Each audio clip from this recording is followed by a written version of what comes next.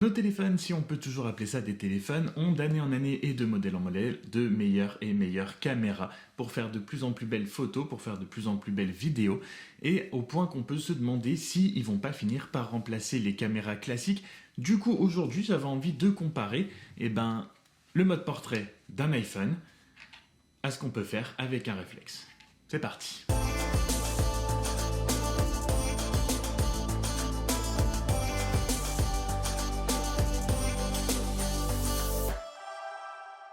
Salut tout le monde, c'est Franck et donc aujourd'hui, oui, on va faire une petite vidéo comparaison entre le mode portrait de mon iPhone X et ce que je peux obtenir avec mon réflexe équipé d'un 50 mm 1.8, ce qui se rapproche le plus de ce qu'il y a sur nos téléphones. C'est un iPhone X, évidemment depuis quelques années, depuis qu'il est sorti, il y a de nouveaux iPhones, il y a de nouveaux modes portrait, il y a de nouveaux équipements, bref voilà, c'est pas le top du top de ce qui se fait sur le marché, mais je pense que c'est l'équivalent de ce que la grande majorité des gens peuvent avoir avec eux. Mais donc comment pouvoir comparer un iPhone X avec un réflexe ? Eh bien je vais vous demander à vous tout simplement. J'ai pris plusieurs photos, la plupart en intérieur, puisque oui, nous sommes toujours en confinement, j'en ai quelques-unes en extérieur que j'avais préparées à l'avance, que j'ai retrouvées. Mais donc je vais vous montrer la plupart du temps deux photos, prises le plus possible dans les mêmes conditions de lumière, avec le même sujet, à la même distance, tout ça. Elles sont notées 1A, 1B, 2A, 2B, 3A, 3B, vous avez compris. Et donc à chaque fois, ce sera à vous de me dire quelle est la photo prise à l'iPhone, quelle est la photo prise à l'appareil photo, sachant que le fait que ce soit 1A, 1B, évidemment, ne donne aucun indice, puisque j'ai mélangé un petit peu tout ça, c'est très aléatoire. On va commencer tout de suite avec la première photo. Et la première photo, on attaque donc quelque chose d'un petit peu dur, on va dire, pour un mode portrait de téléphone. Avant de vous donner la réponse, je vous laisse donc 1 ou 2 secondes, 3 secondes, 4 secondes, si vous voulez un petit peu zoomer sur la photo, si vous voulez faire pause. Allez-y, dites-moi votre première réponse, notez-la, vous pourrez mettre toutes vos réponses dans les commentaires après. Je vous attends.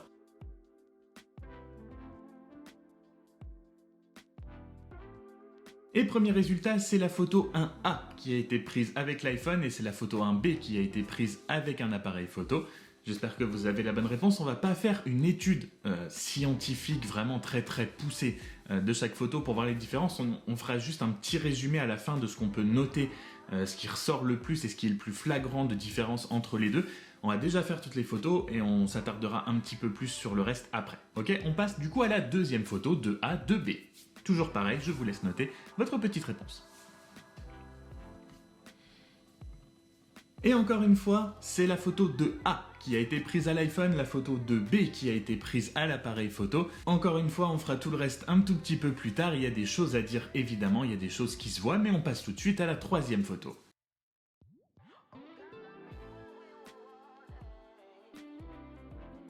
Cette fois, c'est la photo 3B qui était prise à l'iPhone et la photo 3A à l'appareil photo. Notez bien vraiment encore une fois toutes vos réponses. On enchaîne tout de suite pour ne pas perdre de temps. Direction la quatrième photo.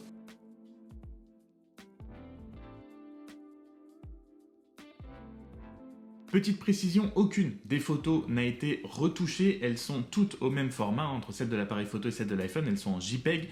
Voilà, il n'y a aucune différence, je n'ai absolument rien touché, les photos sont brutes. Et donc évidemment, la quatrième, je pense que tout le monde a trouvé, c'est plutôt très flagrant. C'est la 4A qui a été prise à l'iPhone. Évidemment, je pense que vous l'avez tous vu, on y reviendra juste après. Cinquième photo.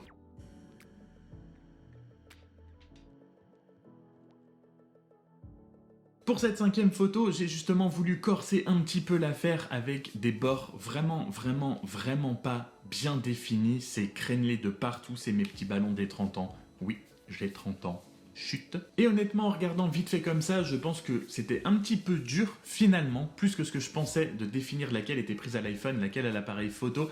Il y a un petit détail quand même qui fait, je trouve, qu'on voit la différence.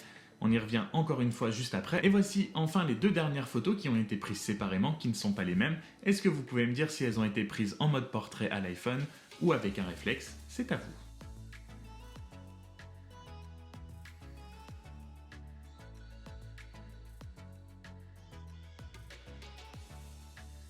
La première a été prise à l'iPhone. Bravo à ceux qui ont trouvé. Et enfin, la dernière, attention, ça ne veut pas dire que parce que celle-là a été prise à l'iPhone que l'autre est forcément prise à l'appareil photo.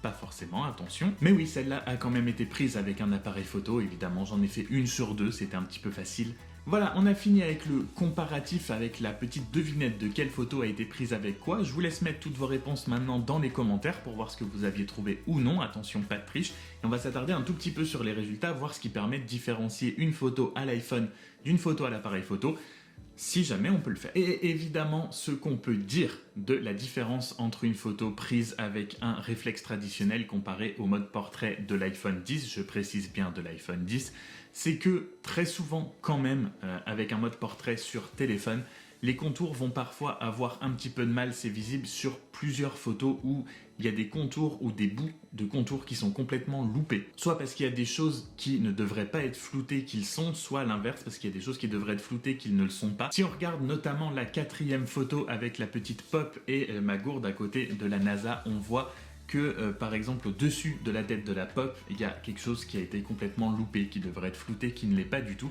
Et surtout, et c'est là où c'est un petit peu plus traître le mode portrait d'un téléphone, entre les deux, dans l'espace entre la pop et la gourde, on voit qu'il y a un petit bout de livre qui est flouté, mais pas autant que le reste. Enfin voilà, ça saute aux yeux clairement, alors que sur la photo prise au réflexe, absolument tout est bien comme il devrait être en fait. Il n'y a aucune erreur, il n'y a pas de faute.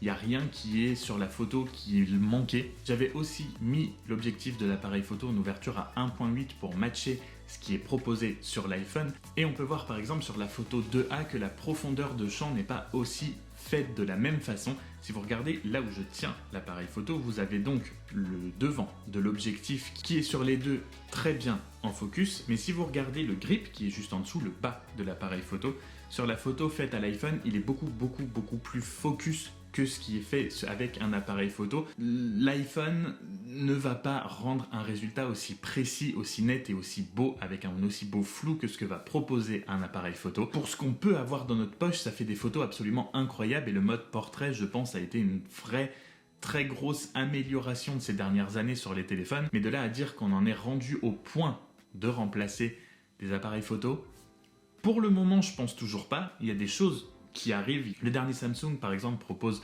un zoom x100, mais même si ça ne sert à rien, c'est des choses qu'on peut accomplir avec des appareils photo, mais on est très loin de ce qu'on peut avoir avec des réflexes ou des hybrides pro. Mais voilà, sans rentrer dans les grands détails techniques, dans les très grandes explications, ce qui saute forcément le plus aux yeux, ça va être que l'arrière-plan sur un mode portrait de téléphone va être un petit peu moins flou que sur un appareil photo. Il va y avoir des petits problèmes entre guillemets de profondeur de champ, tout ce qui devrait être en flou ou focus ne va pas forcément l'être, et surtout la détection des contours.